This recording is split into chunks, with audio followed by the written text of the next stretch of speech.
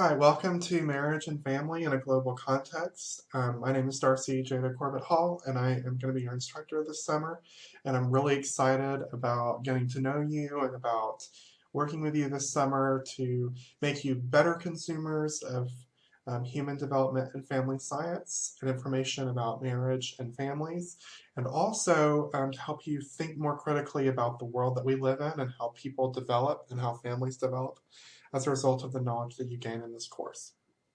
This is the first class, and we'll be doing a course introduction today. So this will be a brief overview of what you can expect this semester in this course. And then we won't cover any actual testable material today, but the material that we do cover is very important for you to do well in this class. So as we get started, I just want to tell you a little bit about me so that you know who you're dealing with this summer. Sounds ominous. I'm actually pretty chill. Like I'm looking forward to teaching. I like teaching online classes. I know some people don't. I find that you get to know more about students this way, and I feel that I do a better job teaching and grading because I don't feel as pressured to get everything done in the same way. When you're teaching online, you get a little bit more. Uh, you get a little bit more flexibility in how you deliver the material and how you grade the material. So I think it's going to be a great course. So this is not my first time teaching online. It's my second time teaching online. It's first time teaching this course. So I'm going to be learning with you and alongside of you, not just preaching at you because I know everything. I don't. I know a lot about the material that we'll be talking about, but I've never presented it in this way. So it's going to be really interesting for me. It's going to be a learning experience for me. So I'm looking forward to this with you. So we'll be journeying together. So who am I? I told you my name, Darcy Jada Corbett Hall. My gender pronouns are she, her, hers. You can call me Darcy. I'm not grand. I'm not that much older than a lot of you. I'm probably if you're a freshman, I'm probably 10 years older than you. Um, I'm not so grand that I need a title, but I know this is the South and that you were raised probably to call people in authority over you by a title. So if you feel like you must call me something other than my first name, you can call me Miss Corbett. That's fine. I'm not a PhD, so don't call me doctor and don't give me a husband that I don't have. Darcy is my preferred name, but you can call me Miss Corbett if it will make you more comfortable. So what I'm currently doing is I'm working on a PhD in Human Development and Family Studies. I've been in grad school for 5 years. It's been a long time.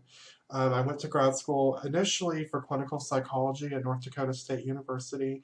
My advisor, Dr. Wendy True Gordon, you may have had, she teaches here at Auburn. She got a job at Auburn, and so moved here, and I followed her. I'm actually originally from Auburn. I got my bachelor's degree at Auburn, so I came back. So I've been in grad school a long time, had to start over a lot of my work because there wasn't a lot of overlap between clinical psych and HDFS. So that's what I'm doing. My professional interests, so what I'm interested in terms of my research, are teaching. I like teaching. I don't research teaching, but I enjoy doing it. I research children and adolescent social behaviors. So, how kids and how teenagers interact with one another.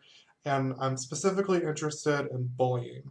And I'm interested in suicide behaviors. And I'm interested in how bullying and suicide behaviors overlap with a child's gender or sexuality. And I'm also interested in social support and prevention as ways of mitigating or making better or reducing the negative impact um, of being bullied or being ostracized because of your gender or sexuality. So there will be a lot of emphasis in this course on gender and sexuality issues because, not because I'm pushing some kind of agenda, but because that's what I know a lot about. And as with any course, teachers will usually emphasize what they know more than what they don't know. So if you wonder, why does she talk about LGBTQ people a lot? That's why. It's just something I know a lot about, and it's something I spend a lot of time thinking about. So it's going to be kind of the way that it's going to be the lens that I'm automatically looking through. So that's that. Um, Sort of like a little pro tip, whenever you take a course for the first time, if you look at the teacher's little blurb on the department website, it tells you what they're interested in researching. It tells you a lot about them right off the bat. And if you're like, why does this teacher talk a lot about this topic? It's probably what they research and that's what they're the most comfortable talking about. When you've been in school as long as I have, you focus on one thing and that's pretty much all you think about for the rest of your life. I'll say it probably over and over again. I have a little bit of a cough. It's not a corona cough. It's a seasonal allergy. I have really bad seasonal allergies. It's killing me. So literally every day I wake up and I'm like, am I coughing because I have allergies or am I coughing because I'm dying? So if you hear me cough, I'm fine.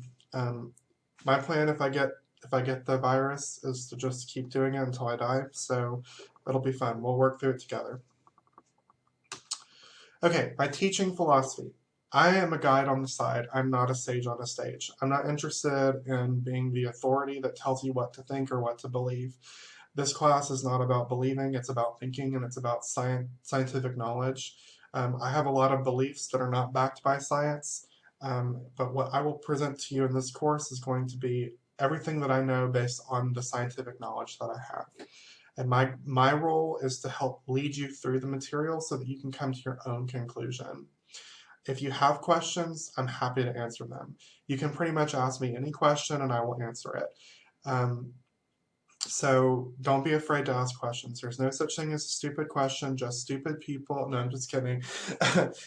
It's stupid not to ask a question. I'm not going to think you're dumb if you don't understand because my job is to make you understand. So I can't do my job if you don't ask me questions. So ask me questions and we'll have a good semester together. I'm going to make 5 promises to you. The first is that I will treat you fairly and work flexibly with you. I don't care who you are. I don't care what you believe. I don't care what you know. I don't care what biases you're bringing to the table with this course.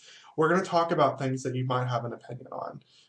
I mean, there's a whole chapter in this book on sexuality. There's a whole chapter on gender. There's a whole chapter on social class. Those are 3 things that people have opinions on. I get it. I don't care what your opinion is about those things. I have an opinion, and I don't care if you know that opinion, but that's just my opinion. My goal is to approach you fairly and flexibly so that you can learn the scientific material and let that inform your opinion.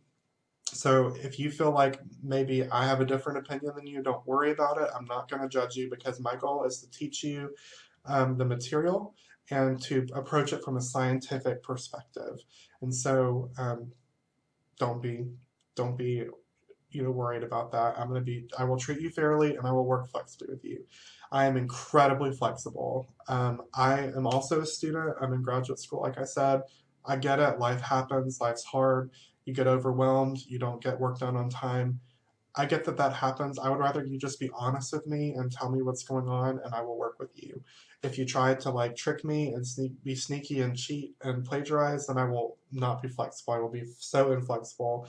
I'll be like a toddler, and I will say no, no, no, because I don't like it when people lie to me. But if you're open with me and honest with me, I'll be flexible.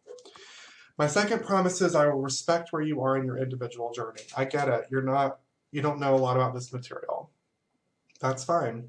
I don't care. You're not expected to know anything coming into this course. So if you ever feel like I'm treating you like I think you're stupid, it's probably just my tone. Just know that it's not personal. I'm a very intense person. I'm very direct. Sometimes I come across a little bit like a bitch. I'm sorry if that word offends you. There's no other way to I can't think of any other word to use. It's just my personality. If you feel that I'm not respecting you, then let me know and I will apologize and we will talk about it and we'll move on. I'm super chill about it. It will make me really sad to think that you thought that I thought you were stupid, but it's not going to hurt my feelings and I'm not going to be offended if you're like, hey, I don't like this thing is bothering me.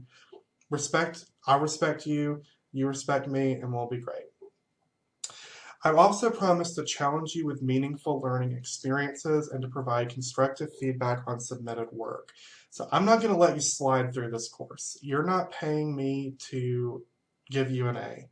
You're paying me to teach you the material. I'm going to give you a lot of work. And the work that I'm giving you is designed to teach you the material in the most efficient way possible. So the learning experiences that you have, I promise you, are designed so that you learn the material. And I'm not going to just give you a grade and walk away from it. I will tell you why you got the grade that you got, and I will give you advice on how to improve that grade later. Also, this is not in the syllabus, but I'll go ahead and say it now. I firmly believe in revising work. If I think you can do better and you did not do well on your assignment, I'm going to make you redo it. I mean, you don't have to, but I'm going to I'll give you the opportunity to redo it so that you can improve your grade somewhat. But I will do that on a case-by-case basis, which is why it's not in the syllabus. But I promise you that if you can do better, I will make sure that you have the opportunity to show that you can, because the point of learning is to improve. And if you just kind of didn't get it and you need some re-education and some help getting it to where it needs to be, then I'm willing to do that work so that you can actually learn. Fourth thing I promise you is that I will invite you to explore our diverse and beautiful world. I'm going to touch on interesting topics. I'm going to touch on difficult topics, because you don't learn unless you're challenged to explore the world in a way that you maybe didn't know about it before or think about it before. That's really important. That's the whole point of education. We're going to do it together. It's going to be fun. It's going to be hard. You're probably going to hate me sometimes because it's going to be hard, but I'm going to be with you and I'm not abandoning you, because I'm going to be with you as your guide and help you. I'm also, number 5, I promise to be sensitive to how utterly awful life is right now. I get it. I have been self-isolating for almost 2 months. I absolutely hate it. It is driving me crazy. I'm not an incredibly social person, but I do not like being in my house all the time. I get it. Life sucks right now. I get the not being motivated. I get not wanting to do the things. I will be sensitive to that. And if you tell me I'm struggling, I'm having a hard time because of the pandemic, then I will be flexible with you, because I am in the same boat. I also ask that you be flexible with me. There may be times when I show up to class looking like a mug, like my hair up in a ponytail, no makeup, because I literally did not want to come to class, but I had to, so I did. So let's just make a promise right now that we're gonna just affirm that this is a really terrible time to be alive, and that we're gonna make it through, and we're just gonna do what we have to do to get there.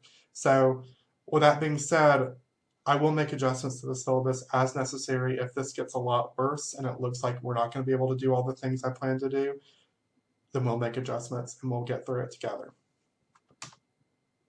All right, so I have some expectations for you. The first is I want you to listen and learn. You can't just passively show up to class and expect to do well. You actually have to pay attention, and you actually have to, do your part. And that involves asking questions. That involves exploring the material, actually redoing the readings, actually doing the homework. Complete the assigned readings and work. That is so important.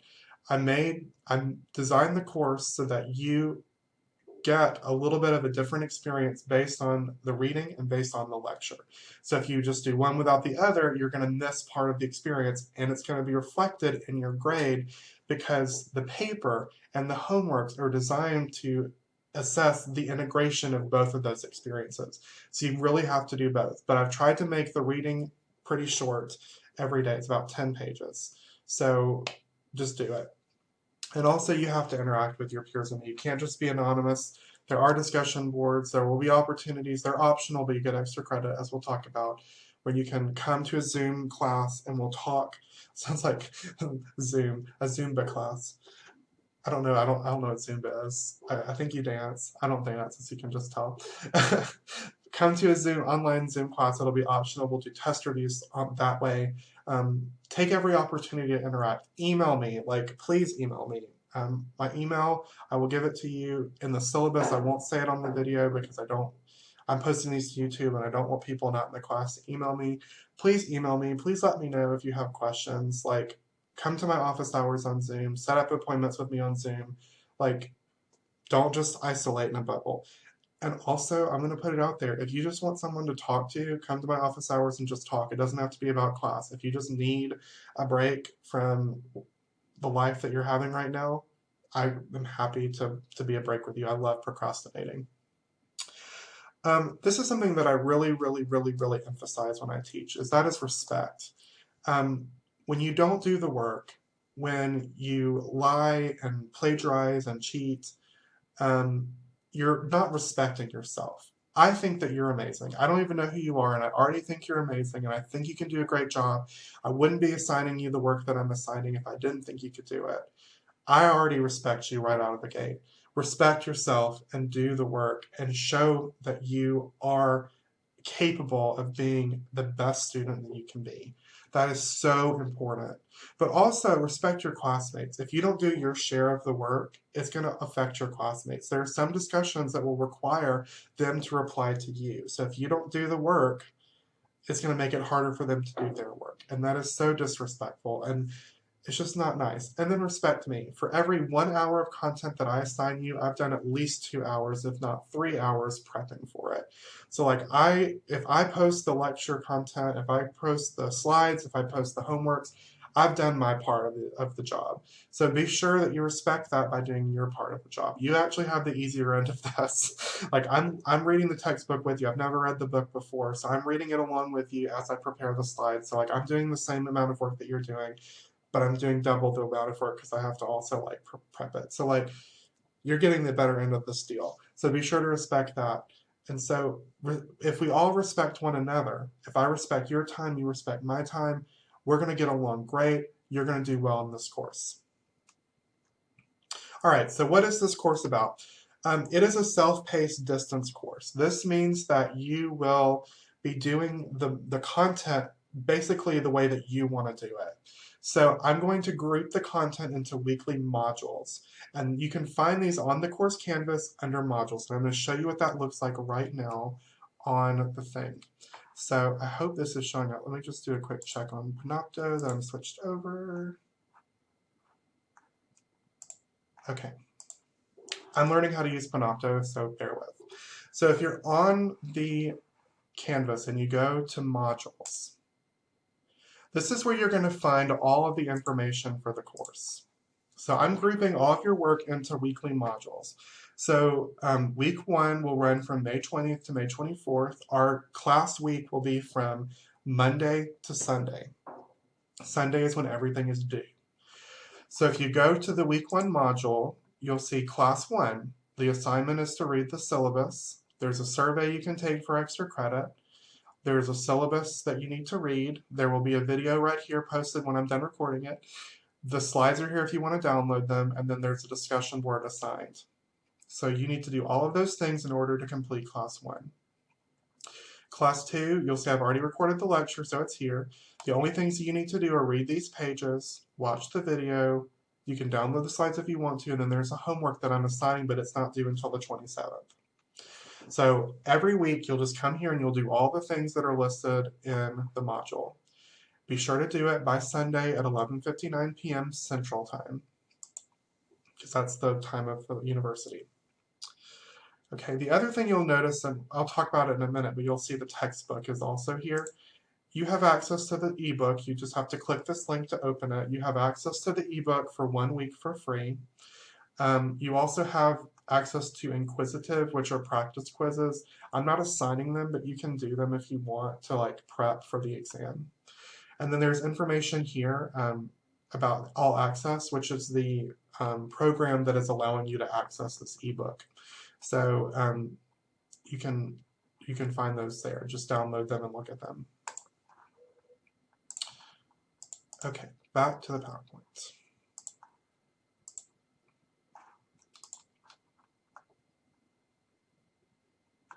Okay, like I said, I'm still learning how to do this. Where is my thing? Okay, I hope it's still recording.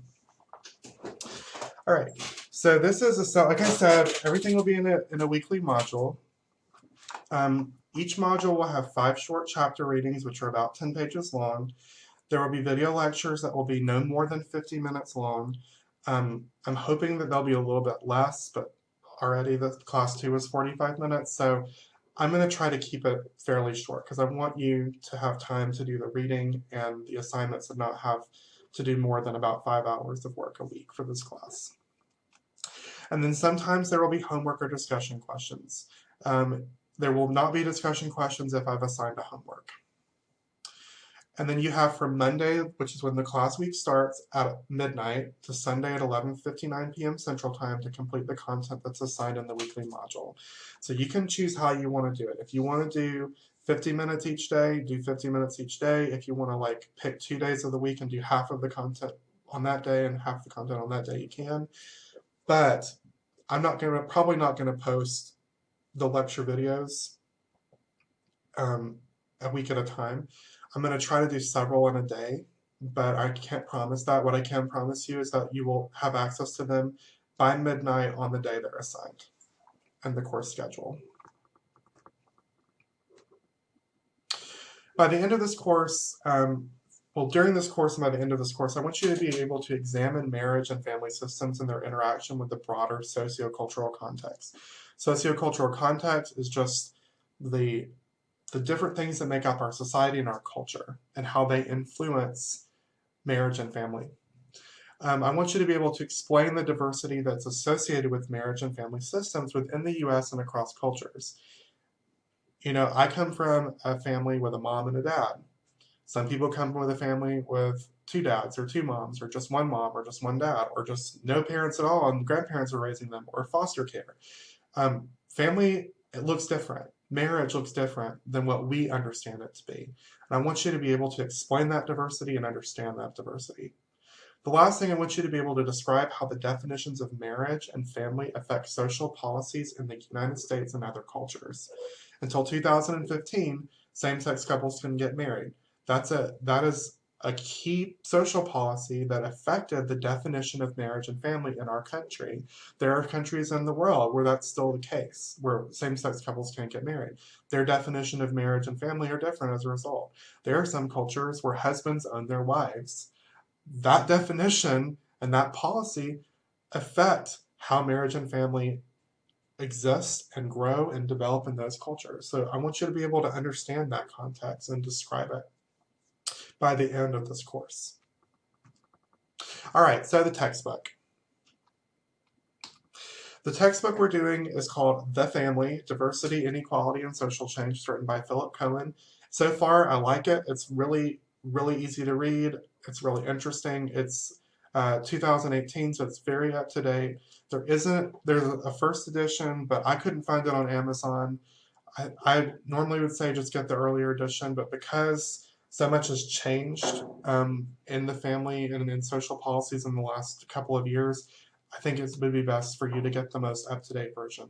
You can try to find it on Amazon if you want, but I've enrolled you in All Access, which is a university program that's run by the bookstore. You'll get the ebook version of this textbook for free for the first week of class. And I'm using the ebook version because I can copy and paste directly from it. You keep All Access if you pay $44.25, which is cheap. It is the cheapest way to buy this book because I looked on Amazon. This is cheaper than Amazon, so I would just use All Access. You'll be automatically billed. Excuse me. You'll be automatically billed for this if you don't opt out by May 25th, and I've provided you with instructions on how to opt out on the course module for the textbook. If you want to keep it, you don't have to do anything. You'll just keep it. They'll just bill you. It'll go on your e-bill. If you have a scholarship, it'll be charged to your scholarship. But the deadline to opt out to say I don't want the ebook is May 26th. If you wanted a physical copy, you can also get a cheaper version of the physical copy if you're enrolled in All Access, and there's information on how to do that on the course module. So check that out on Canvas if you want more information. Do you need the book? The short answer is yes. I'm going to base half of your exam from the readings in the book. And the reason for that is because the lecture is not a summary of the book.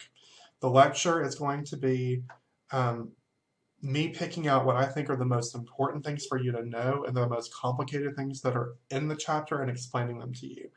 But I'm not going to cover everything that the book does. So you need to read it because your assignments and the homework are intended to make you combine those two sources of information, the lectures and the readings, and you can answer them and you can do the homework and the assignments without having read the book or without having watched the lecture, but your answer is going to be incomplete and you'll be graded accordingly. So you need to have the book. Not reading is only going to give you a basic understanding of the content, and it's going to impact the grade that you get on your homework, your discussions, and the paper for sure, and most likely the exam as well. So just pay the 44.25. Like, you really need the book. And it's a good practice to read anyway, because it'll help you see the material differently. And if you don't like the way I lecture, if you don't mesh with that, like the way the book is written might mesh better with you. So you might have a better time reading the book than you do with the lecture. So I just think it's a good idea all around to get the book, and it's a really affordable price for a textbook, especially since the physical copy of the book's really expensive. All right, so how are you going to get graded in this course? Because that's the question everyone wants to know. How can I get an A in the course? Well, you get an A in the course if you do the work. But what kind of work am I going to give you? Well, I'm going to give you interesting work. I'm going to give you challenging work, and I'm going to give you work that follows a format that you're probably pretty familiar with. My goal, especially right now, is not to overburden you with things that require you to learn new technologies or require you to like interact, collaborate, collaborate with each other, because it's so hard to do, especially if you're not all in the same time zone. So the kinds of things I'm going to have you do are going to be pretty typical for what you probably would experience in an on-campus class, that sort of a basic on-campus class. So you'll have exams. There will be 4 exams. In the past, I've only done 2 exams, but I find that there's a lot more material for a student to have to learn. I just think 4 exams are easier. They'll be shortish exams, 50 points each, for 200 total points, which basically comes out to about 57% of your final grade. It'll be made up of 50 multiple choice and true false questions that are come from the reading and the lectures, discussion, and homework. So that's 50% from each. So 25 of the questions will come directly from the reading, 25 will come from the things we talk about or the activities that you do. The reason I'm giving you exams is because I want to assess your comprehensive knowledge for each unit. So the unit is pretty much all the material, all the modules that are going to be on the exam. The exams are non-cumulative. So after exam 1, exam 2 will not cover anything that we talked about leading up to exam 1. Okay? So everything that comes between exams is on the next exam as a unit. So the first exam 1, is on June 4th, and it covers chapters 1 to 3, and then chapters 1 to 3 will never appear again on any of the other exams, unless the material we talked about somehow is built upon in the other chapter. So they're non-cumulative. The exams will be administered on Canvas, and they will be available for you for 24 hours on the date of the exam. So like I said, exam 1 is on June 4th. So far as what I've scheduled it. It may change just depending on what happens in life. But you have all day from midnight to 11:59 p.m. You'll have all day to do the exam at the time that you want. It is open book, open notes, because there's obviously no way I can enforce no open book, no open notes on a 24-hour exam. There is a 60-minute time limit. So you do need to study your notes a little bit before you go and take the exam, because it's going to be hard to like flip around. The other reason I'm doing open book, open notes is I'm going to assess you on application. So it's not going to be like, what is the definition of this? A, B, C, D. It's going to be, here's an example. What is this an example of? And then it'll have like different terms, A, B, C, D. So you do need to have some familiarity with the material before you come in and take the exam. So I recommend that you look at your notes beforehand, and that you do the inquisitive on the book, and that you come to the exam review. The exam review will always be the day before the exam, and it will be on Zoom. And if you fill out the little survey I sent to you in the first email I sent you, the survey will help me figure out when those will be. I will have 1 session or 2 sessions depending on how many people can come to each one. They're optional. We'll talk about that in shortly. Then there will be a paper. I know, grown. A lot of people don't like papers. I don't like exams. I prefer papers because I think papers are much more interesting to grade. They also tell you a lot more about how much the student really knows. But there will only be one paper because this is a short class. So you're pretty lucky. If this was a fall or spring semester class, there would be two papers. So lucky you. It's worth 60 points, and which comes out to about 17% of your final grade. The paper will be 3 to 4 pages in APA format, and it will be synthesizing, which is just combining different ideas and applying. So taking what you know and applying it, or looking at a unique example and taking what you know and explaining it using the information that you know. The purpose will be to assess your comprehensive knowledge of the course. So right now, I'll talk more about this later. Like I said, I need to see your syllabus, your survey responses to figure out what exactly we're doing. But what I think I'm going to have you do is watch a movie that has a family in it, and then write a paper explaining, making an argument for or against the way that family operates, using the things that you've learned in the class. It'll be more, I mean, it's going to be more concrete than that. That's basically what I'm thinking right now. I just want to see like how feasible that's going to be. The submission is going to be on Canvas by 11:59 p.m. on the last day of class. So you'll have half a semester to do it. I will give you the prompt at midterm, and then you'll have the opportunity to submit a draft to me and have me review it and give you feedback so that you can maximize the final grade that you get. So I'm going to help you. I'm going to make sure you do well in this class. If you do the things that I ask you to do, you're going to be fine. Okay, paper discussion. All right, so the next largest chunk of points will come from your discussion questions. There will be 25 of them that count, but I will actually assign 30 or 31. There will be more than enough so that if you missed a couple, you will not be penalized. They're worth 25 points each, so 50 total points, and that will count for about 14% of your final grade. So the questions will either be short answer, so I'll ask you a question and you just provide a sentence or two to answer it, and that'll be given in the lecture. I'll do it within the lecture. It will not be posted on the discussion board, so you actually have to watch the lecture. Sorry, and I don't tell you beforehand when they're going to be. I just kind of decide based on what I want, like what content we talk about and what I think is important for you to dig deeper on. Or it'll be a reflection question. A reflection question will usually be something like, think about this concept in your own life and tell me about it. And with a reflection question, you'll have to also respond to somebody else in order to get full credit. So for short answer, you'll either answer 1 or 2 questions for 2 points total. Reflection, you'll have to provide a response to a reflection question and then respond to someone else. You'll get 1 point for answering, 1 point for responding. And you can just get, like, if you choose not to respond, then you just get 1 point. That's just how it is. You will not be graded on the accuracy of your answer for the discussion. You'll be graded on whether or not you answered the question. That being said, if the answer you give is completely unrelated to the question, I will give you a 0. So like if the question is, what is a family? And you say, I like chocolate ice cream, you're going to get a 0 because that didn't answer the question. Like, I'm not stupid. So, but I'm not looking, is it completely accurate? I'm looking to see, did you make a good attempt to answer the question? And the purpose of this is to assess your understanding of individual class content. So this will be looking at maybe 1 or 2 like main ideas from the class. I just want to make sure that you understand it, and that's why I'm asking you to do it.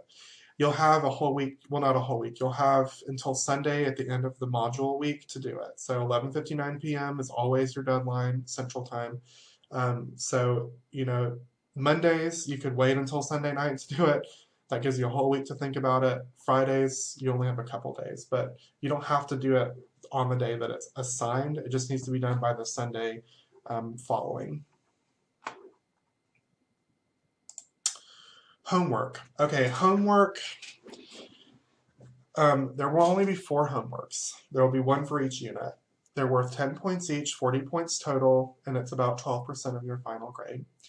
The homework will either be a reflection essay, which is going to be about 500 words, which is about half a page-ish.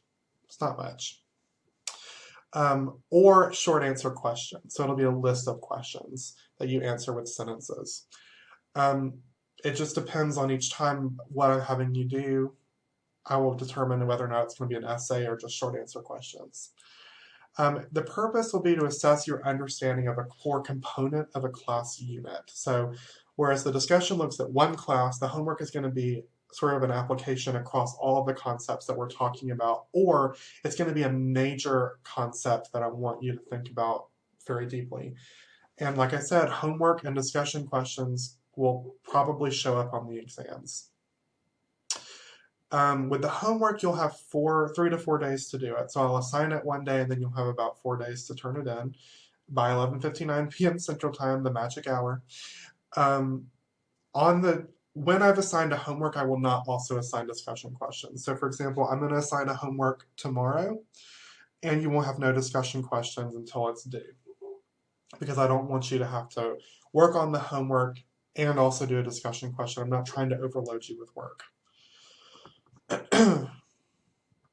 Homeworks also will be graded, not necessarily be graded on accuracy of your answer, but on whether or not you answered the question and it made a reasonable attempt at the question. So again, if the reflection essay is to talk about, what your own personal family means to you, and you write an essay about ice cream. I really like ice cream, can you tell? I'm not going to give you credit for it, even if it was 500 words, because it didn't answer the question. Like you'll get credit if it was in an essay form, and you'll get credit, you'll get some credit, but you won't get full credit. For each homework, there will be a rubric that'll tell you exactly how the points will be assigned. So be sure to check that out if you want to understand what I'm looking for. And you can always ask me questions too about the homework if you're unsure. All right, extra credit. Everyone loves extra credit. I'm actually pretty generous when it comes to extra credit. I'm going to let you get up to 10 points on your final grade this semester, but you have to earn the points. They're not just like throwaway points. So you get 1 point up to 5 for each discussion question you answer beyond the 25 that count towards your final grade. So if you do all 25, you get all 50 points, and then you're like, well, I'll just do the remaining 5. Then you'll get 5 more points. If you only did 20 of those discussions, then if you didn't get all 50 points, then those points are first going to apply to the 50 points. You only get these 1 extra point if it goes above and beyond the 50 that you would have gotten. So the max you can get on your discussion would be 55 points.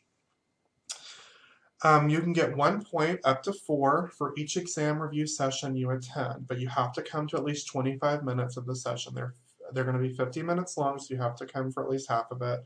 I'll give you a point. And then you'll get 1 point if you attend the paper workshop session at the end of the semester. I may also provide extra credit opportunities towards individual assignment grades up to the max assignment grade throughout the semester. So what that means is, for example, if you did that survey that I sent the link out, you get half a credit on your next exam. So on exam 1, I will give you half a credit. But if you got 100 on the exam, you don't get the credit, because the extra credit was just for the grade, and the grade is capped at whatever the max is. Okay, so if you got a 90 or an 89 and all you needed was half a point to get an A, and you did the extra credit for the exam, then you'll get an A.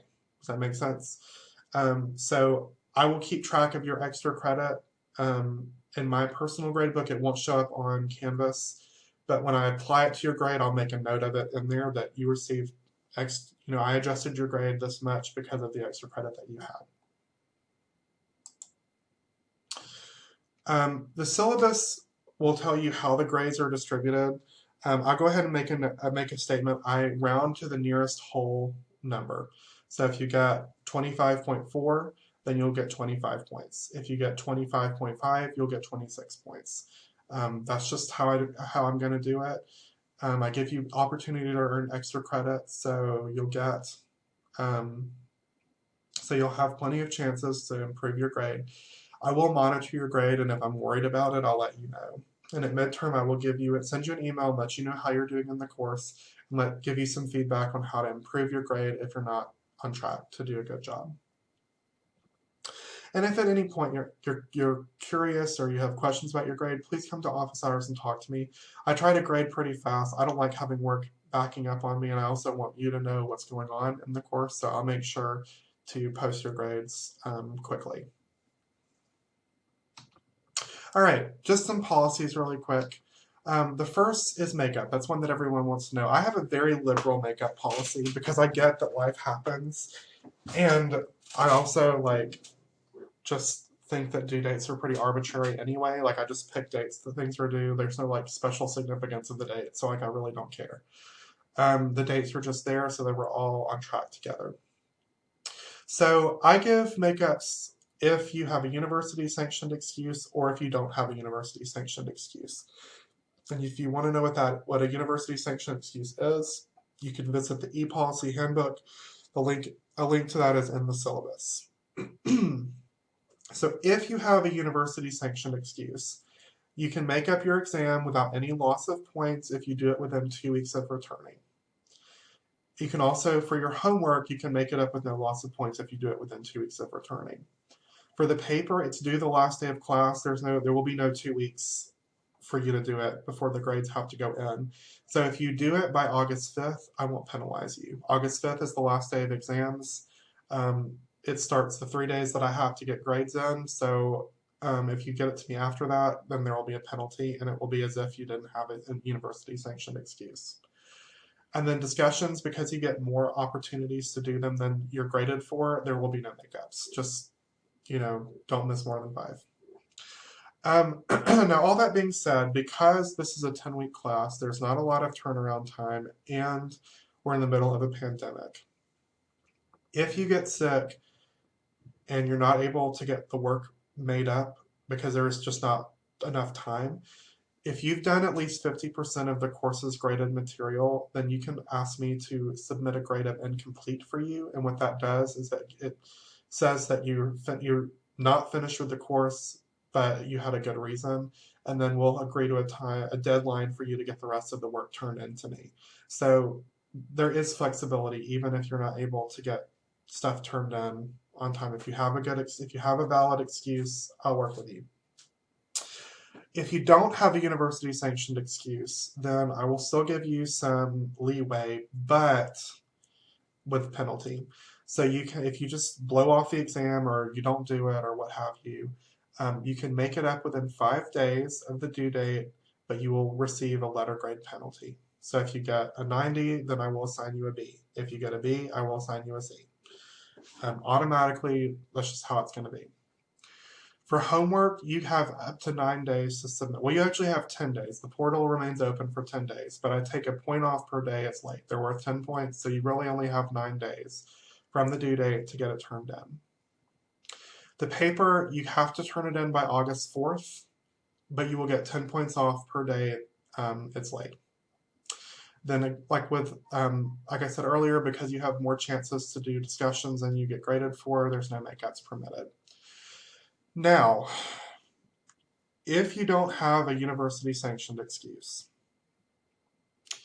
if you reach out to me before the due date, so not like 5 minutes before it's due, but like the day before it's due, and you're like, look, Darcy, I didn't get the paper finished. I've been stressed out, or I've been really busy, or I just have writer's block. I'm not able to get it done. I will give you an extension if you're honest with me. If you're honest with me and if you take accountability, I will give you an extension. I may take points off, but I may take fewer points off. So just be honest with me about what's going on. These penalties will be applied if I have no idea what's going on. If you just turned it in late without any explanation to me beforehand, then if I have to worry about why it's not being turned in and email you to find out why it's not being turned in, I'm going to take points off. If you let me know beforehand that you're having some problems, then I will be flexible. It all comes down to honesty and respect. If you respect my time and the amount of time it's going to take me to grade, I will be flexible with you in terms of your grade and in terms of the penalty I apply. All right. Diversity policy. Yay. Okay. So I said earlier that we're going to be talking about things like social class. We're going to be talking about gender, including gender identity and expression. We're going to be talking about disabilities. We're going to be talking about sexuality, sexual orientation, sexual behaviors. Um, and so we're going to be talking about topics that may make you uncomfortable. I get it. They make people uncomfortable. But I have to remind you that because we have a large campus, we are home to people of different races, ethnicities, genders, including identity and expression, physical abilities, nationalities, ages, religions, mental health, sexual orientations, economic statuses, and veteran statuses. And that is just scraping the surface of how diverse our campus is. So because our campus is diverse, you may have people in your class who identify this way and experience the world differently because they identify this way. So I want you to be mindful of that. You can have your own opinion, you can have questions. That's fine.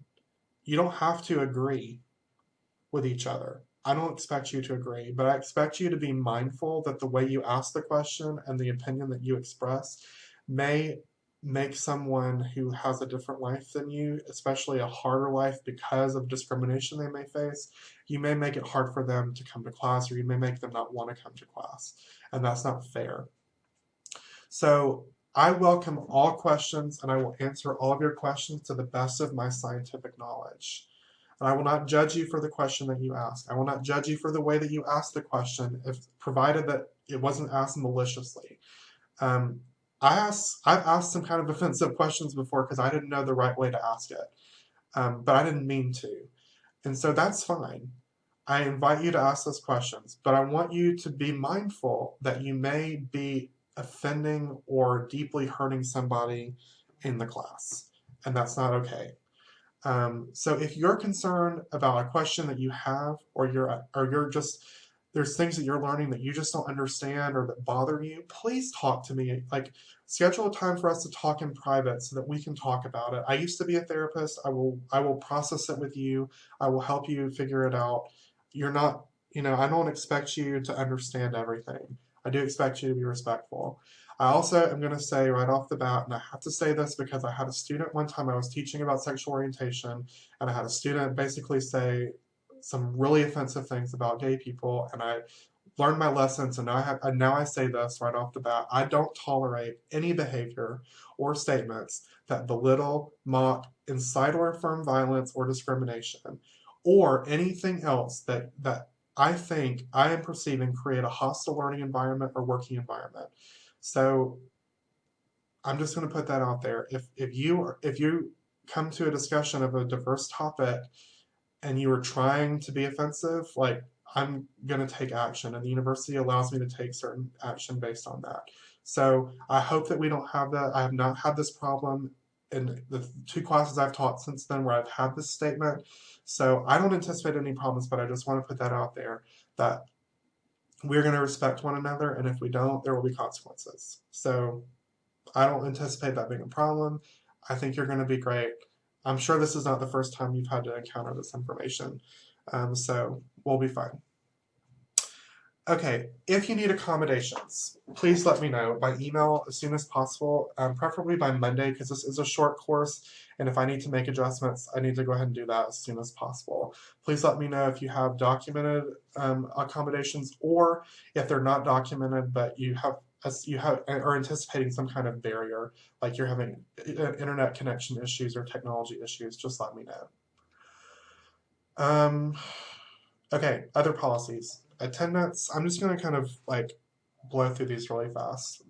They're in more detail in the syllabus, so check out the syllabus if you want to know more. Attendance. Obviously, I can't enforce attendance because it's an online, distant, self-paced course, but I'm just going to say, if you don't do the work, don't complain about your grade. There's nothing that gets on my nerves more than students who whine about their grade and they didn't turn in half of the work, or they just half-assed it. I can't pull a grade out of the air that doesn't exist. So do the work. Student conduct. Do the right thing. Be honest. Don't cheat. Don't plagiarize. I will fail you on an assignment so fast if you cheat. and I will fail you in the course if the way that you cheated was so heinous that it caused widespread cheating in the class. Like, I will not bat an eyelash. I've done it before, and I will do it again. Like I said, if you're honest with me, you take responsibility for your actions, you're open with me about what's going on, I will be so flexible. But if you try to trick me or lie to me or think that I'm stupid, like a person with almost a PhD is stupid, like I've been in school a lot longer than you. I'm not stupid. Like I'm not the smartest person in the world, but I'm not dumb. If you try to pretend like I'm stupid and try to pull one on me, I will enforce the rules so strictly. I will come down so fast. I become immediately inflexible if somebody's trying to lie to me. So just don't. Technology, use it responsibly. Recording, please do not record me, snap story me, anything like that without asking me first. I don't really care, but I also like don't want you to because it's rude. You can have access to these class recordings forever because I'll put them on my YouTube channel, but please don't save them and like represent them as your own work. Also with the syllabus, I may change it based on how life happens, and I'll notify you on Canvas if I make any changes. Okay, I'm sorry we're coming in at 15 minutes. I just want to quickly do the class discussion. On Canvas, go to Modules, select Week 1, and open the Class 1 discussion board. And then I want you to make a post answering the following questions. You will get 1 point for answering these questions. Your name and gender pronouns. So like I said, my name is Darcy. My pronouns are she, her, hers. Your year and major at Auburn. I'm a 5th-year graduate student in HDFS. What you want to be when you grow up, for example, a millionaire fast food influencer on Instagram. And then there's 4 wildcard questions. Just pick one and answer it because I just want to know about your personality. And then go, you'll probably have to come back later because when more people post, but go to another student's post and take their wildcard question and respond to it. So if they said, what is your go-to guilty pleasure on a rainy day? Then you respond to it with your guilty pleasure on a rainy day. And you'll get an additional 1 point for doing that. That is due by Sunday, May 24th at 11:59 p.m. Central Time. All right, for next time, email me any questions you have about the course. Please complete the discussion board for Class 1, read pages 1 through 16 in your textbook, and then watch the lecture for Class 2. I am so glad that you were here. I hope that we have a good course together, and I will see you next time. Have a good evening.